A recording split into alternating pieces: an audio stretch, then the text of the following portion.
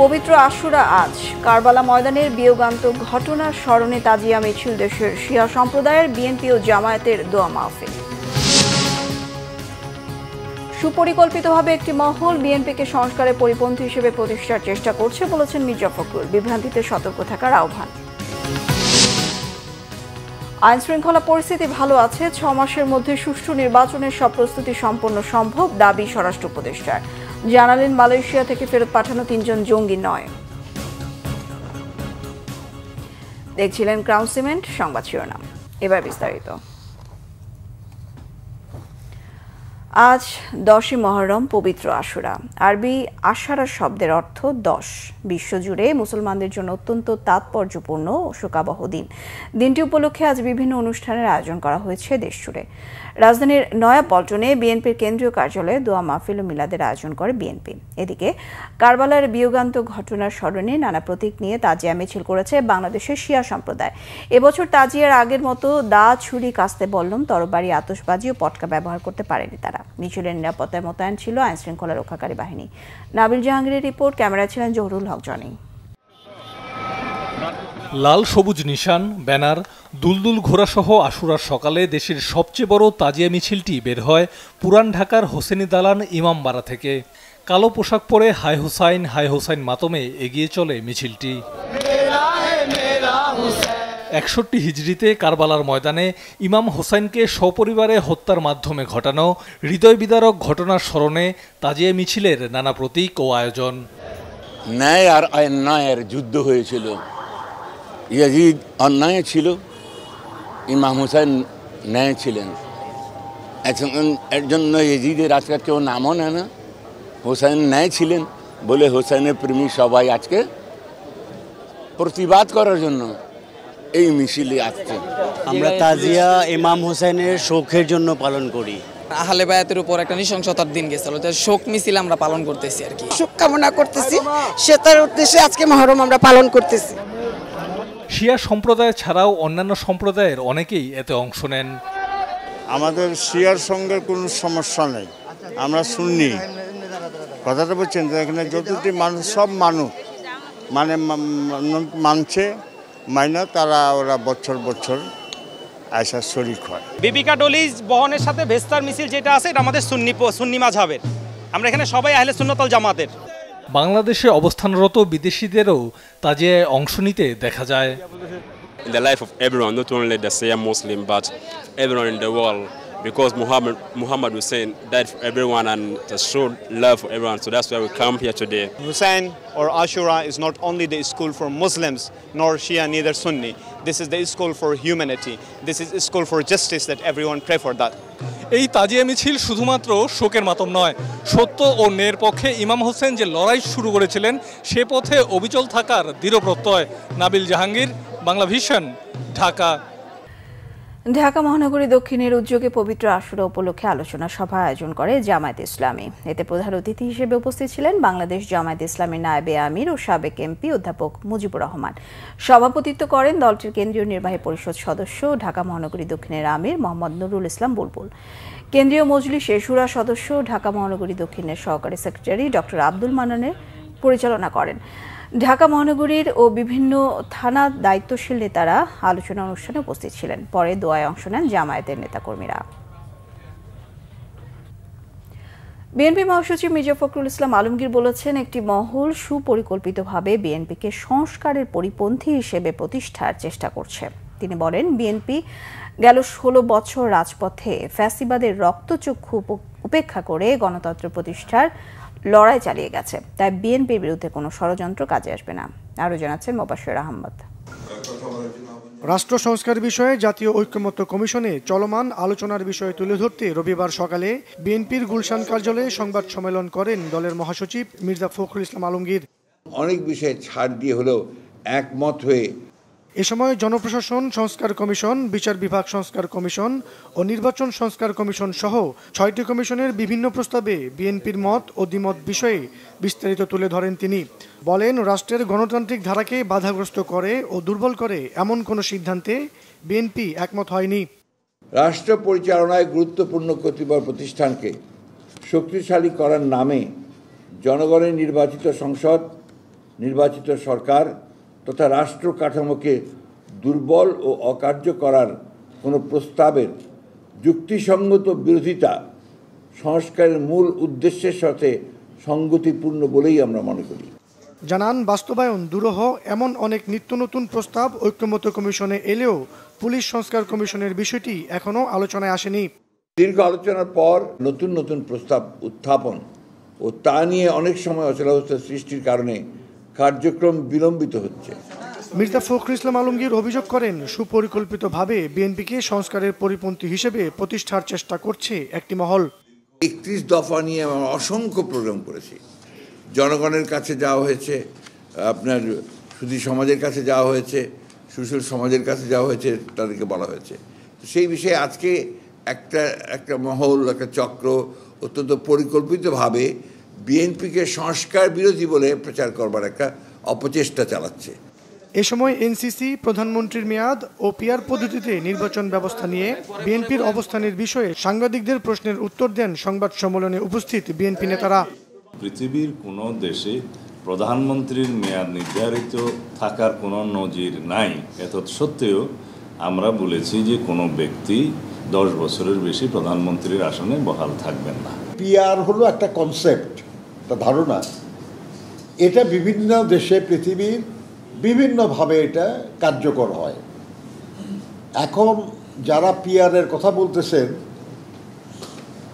তারা কিভাবে সেই পিআর বাস্তবায়ন হবে এই ব্যাপারে কোনো কথা বলছেন না। তাহলে এ সম্পর্কে একটা অস্পষ্ট ধারণাই থেকে যাচ্ছে। এক ব্যক্তির ক্ষমতা কেন্দ্রিক রাজনীতি বিএনপি সমর্থন করে না বলেও জানানো হয় সংবাদ সম্মেলনে। মুবাশির আহমেদ, বাংলা ভিশন, ঢাকা। কয়েকটি রাজনৈতিক দল নির্বাচনের পরিবেশ নিয়ে প্রশ্ন তুললেও স্বরাষ্ট্র উপদেষ্টা অবসরপ্রাপ্ত লেফটেন্যান্ট জেনারেল জাহাঙ্গীর আলম চৌধুরী দাবি করেছেন, আইনশৃঙ্খলা পরিস্থিতি ভালো আছে এবং 6 মাসের মধ্যে সুষ্ঠু নির্বাচনের সব প্রস্তুতি তারা সম্পন্ন করতে পারবেন। রবিবার সকালে বিমানবন্দর, শিল্প পুলিশ হেডকোয়ার্টার ও উত্তরা পূর্ব থানা পরিদর্শন করে তিনি এই কথা জানান। তিনি আরও জানান, মালয়েশিয়া থেকে ফেরত পাঠানো 3 জন জঙ্গি নয়, ভিসার মেয়াদ শেষ হওয়ার কারণেই তাদের দেশে পাঠানো হয়েছে। দেশে কোনো জঙ্গি নেই বলে আবারও দাবি স্বরাষ্ট্র উপদেষ্টার। আরও জানাচ্ছেন জিয়া খান। রবিবার সকালে হযরত শাহজালাল আন্তর্জাতিক বিমানবন্দরের কার্গো ভিলেজ ও বিএডিসি হিমাগার পরিদর্শন করেন স্বরাষ্ট্র উপদেষ্টা।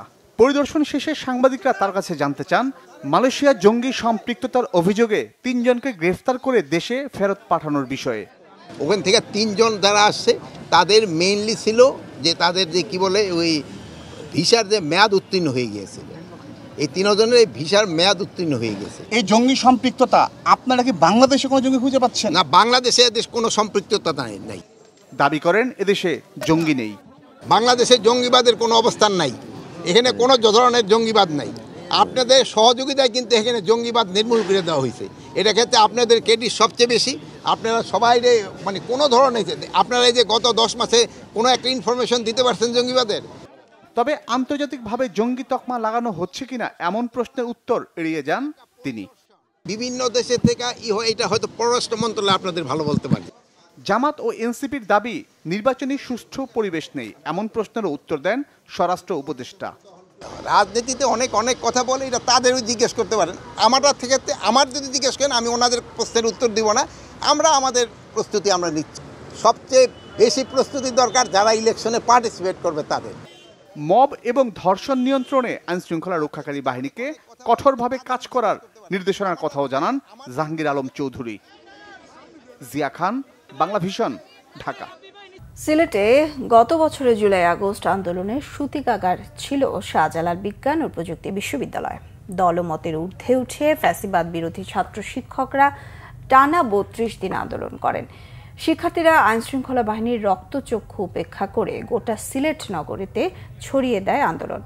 3 জুলাই থেকে শুরু হওয়া আন্দোলনের সফলতা আসে 5 আগস্ট। আন্দোলনের বর্ষপূর্তির প্রাক্কালে স্মৃতিচারণ আর প্রত্যাশা প্রাপ্তির হিসেব করছেন তারা। দীপু সিদ্দিকের রিপোর্টে থাকছে বিস্তারিত। কোটা বিরোধী আন্দোলন থেকে যাত্রা শুরু হওয়া জুলাই আগস্ট আন্দোলনের কর্মীরা এখনো মনে করেন সেই দিনগুলোর কথা।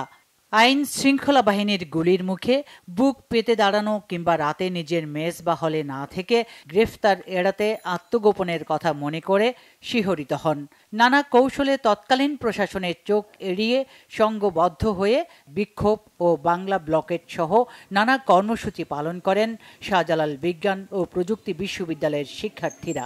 অবশ্যই আমরা বৈষম্যের বিরুদ্ধে আমরা সংগ্রাম করেছি, ভবিষ্যতে করব। ছাপানোর হলের সামনে থেকে আমরা গোল চত্বর হয়ে আমরা গেটে গিয়ে জড়ো হতাম সবাই মিলে। সেখানে গিয়ে আমরা এই কোটা বিরোধী আন্দোলনের সূচনা শুরু করি। সবাই নিজ দায়িত্বে, নিজের অনুপ্রেরণায়, নিজের বিবেকের তাড়নায় সবাই এই অভ্যুত্থানে অংশগ্রহণ করেছে। আন্দোলনের শুরু থেকেই ছাত্রদল নেতাকর্মীরা সাধারণ শিক্ষার্থীদের সাথে ছিল। ৩ জুলাই যখন আমাদের ক্যাম্পাসে আন্দোলন শুরু হয় তখন ছাত্র দলের যারা নেতৃবৃন্দ ছিল তাদের উপস্থিতিতে আন্দোলনটা শুরু হয়। বৈষম্য বিরোধী শিক্ষার্থীরা ছাত্র নেতাদের নিয়ে যৌথভাবে কর্মসূচির স্থান নির্ধারণ করতেন। আন্দোলনে অনেকেই গুলিবিদ্ধ হন। দেরিতে হলেও শিক্ষকদের সমর্থন পান আন্দোলনকারীরা। প্রত্যেকটা সংগঠন এখানে ভূমিকা পালন করেছে, এমনকি এখানে শুধু ছাত্ররা না, সাধারণ জনতা সহ আশেপাশের যে মানুষজন ছিল তারাও দেখা গেছে কোনো ধরনের হেসিটেশন ছাড়াই আন্দোলনে স্বতঃস্ফূর্তভাবে অংশগ্রহণ করেছে। উত্তাল সেই দিনগুলোতে পুলিশের টিয়ার শেল ও গুলির মুখে দিন কাটিয়েছেন বৈষম্য বিরোধী ছাত্র আন্দোলনের শিক্ষার্থীরা। তবে বর্তমানে বিতর্কিত কর্মকাণ্ডের কারণে হতাশ আন্দোলনকারীদের অনেকে। তো দুর্ভাগ্যজনকভাবে সত্য, আমরা মাঝে মাঝে মনে হয় যে ভুল মানুষের হাত ধরেই মনে হয় জুলাই গণঅভ্যুত্থানটা হয়েছে। মানে নেতৃত্বে যারা ছিল, যারা প্রধান সমন্বয়করা ছিল, তারা আসলে আরো বেশি পিউরিফাইড মানুষ হইলে মনে হয় আরো ভালো সুন্দর গোছানো হতে পারতো। তারা যখন নিজেরাই বিভিন্নভাবে বিতর্কিত কর্মকাণ্ড করতেছে, যাকে তাকে মুখে বেফাস কথাবার্তা বলতেছে, যখন তারাই বিভিন্ন সময় এমন কাজগুলা করতেছে যেটা বৈষম্য বিরোধী শব্দটার সাথে যায় না। সিলেটে আন্দোলন বেগবান হয় শাহজালাল বিশ্ববিদ্যালয় থেকে। এর সাথে ছাত্র, শিক্ষক, এলাকাবাসী সহ সবাই অংশ নেন। শিক্ষার্থীদের নিরাপত্তা নিশ্চিতে কাজ করেছেন শিক্ষকরা। শাহজালাল বিশ্ববিদ্যালয়ের শিক্ষার্থীরাই ইউনাইটেডভাবে একত্রিত হয়ে কিন্তু এই আন্দোলনটা বেগবান করেছে, সে ব্যাপারে কোনো সন্দেহ নেই। এবং তার পিছনে যারা ছিল সেটা যদি বলেন, সেটা বলবো যে বিশ্ববিদ্যালয়ের শিক্ষক মণ্ডলী তাদেরকে নানাভাবে সহায়তা করে। জুলাই আগস্ট আন্দোলনের গতি ধরে রাখার আহ্বান আন্দোলনে সংশ্লিষ্টদের। Bangla vision news desk. Chattogram বন্দরের সবচেয়ে বড় নিউমুরিং কন্টেইনার টার্মিনাল এনসিটি পরিচালনায় যুক্ত করা হয়েছে নৌবাহিনীকে। প্রস্তুত বন্দর কর্তৃপক্ষ। তবে বন্দর পরিচালনায় কতটুকু অভিজ্ঞ নৌবাহিনী তা নিয়ে শঙ্কার কথা বলছেন বন্দর ব্যবহারকারীরা। এছাড়া বন্দরের অপারেশন প্রাইভেট সেক্টরে থাকা উচিত বলে পরামর্শ তাদের। চট্টগ্রাম থেকে নাসির উদ্দিনের তথ্য ছবিতে ডেস্ক রিপোর্ট। চট্টগ্রাম বন্দরে বর্তমানে চালু রয়েছে 4টি কন্টেইনার টার্মিনাল। এর মধ্যে 950 মিটার লম্বা নিউমুরিং কন্টেইনার টার্মিনালটি সবচেয়ে বড়। গত বছর বন্দরের মোট কন্টেইনারের 44% ওঠানো ও নামানো হয় এই টার্মিনালে। একই সঙ্গে ভিড়ানো যায় 4টি সমুদ্রগামী কন্টেইনার জাহাজ সহ অভ্যন্তরীণ ছোট জাহাজ। 6 জুলাই অপারেটর সাইপ পাওয়ারটেকের সাথে চুক্তি শেষ হচ্ছে বন্দরের। 7 জুলাই থেকে টার্মিনাল পরিচালনার দায়িত্বে থাকবে নৌবাহিনী। তবে বিদেশের সাথে প্রতিযোগিতামূলক বন্দর গড়ে তোলার পরামর্শ শিপিং ব্যবসায়ীদের। পোর্ট চালাবে, নেভি থাকবে, এটি চালানোটা কিন্তু কোনো ব্যাপার না। কিন্তু আমাদের কথা হচ্ছে এই গতানুগতা চালানোটাই কি আমাদের, আমরা চাই মডার্ন কিছু। 2 দিন, 3 দিন, 4 দিন লাগে, সেটাকে চাই আমরা একদিনে আনতে। আমরা চাই সিঙ্গাপুর, অন্য পোর্টের মতন সম্ভব। এদিকে পোশাক শিল্প মালিকরা বলছেন বন্দর পরিচালনায় সেবা বিলম্ব হলে ক্ষতিগ্রস্ত হবে ব্যবসা। 6 মাস পরে এটা টেন্ডার প্রক্রিয়ার মাধ্যমে দেশি হোক আর বিদেশি হোক দক্ষ একটা অপারেটরকে দেওয়া উচিত। এটা ওয়ার্ল্ড ক্লাস একটা অপারেটর হতে পারে দেশের বাইরের।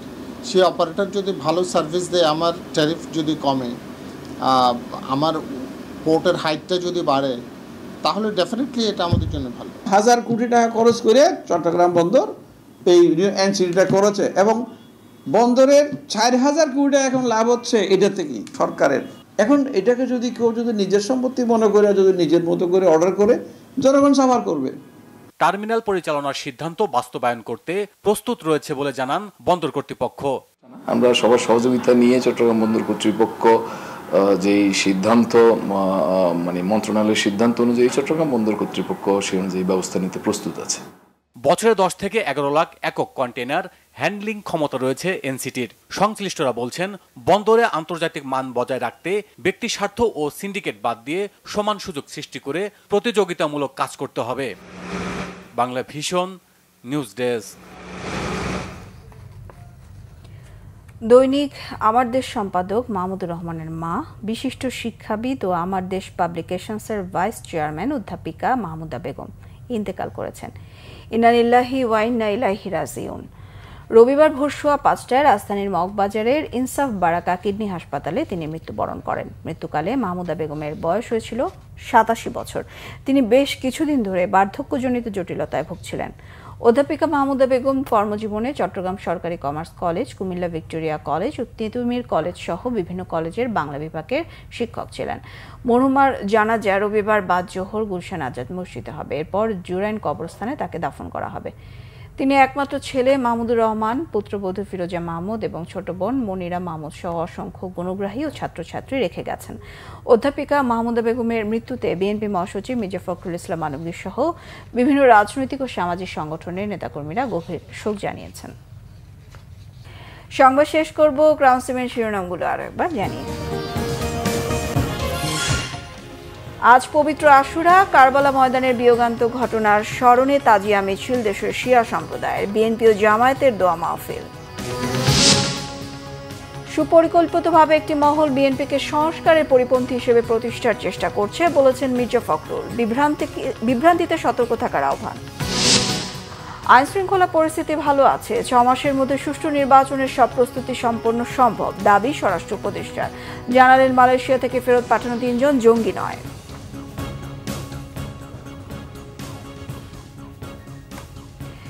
এই ছিল এখনকার মতো। পরের সংবাদ বিকেল 4টায়, 3টায় থাকছে নিউজ টপ 10, দেখার আমন্ত্রণ রইল। এছাড়া বাংলা ভিশন সংবাদ ও সংবাদ সংশ্লিষ্ট অনুষ্ঠান দেখতে ভিজিট করুন www.bbnews24.com ও facebook.com/banglavisionnews। সাবস্ক্রাইব করুন youtube.com/banglavisionnews। সঙ্গে থাকায় ধন্যবাদ সবাইকে।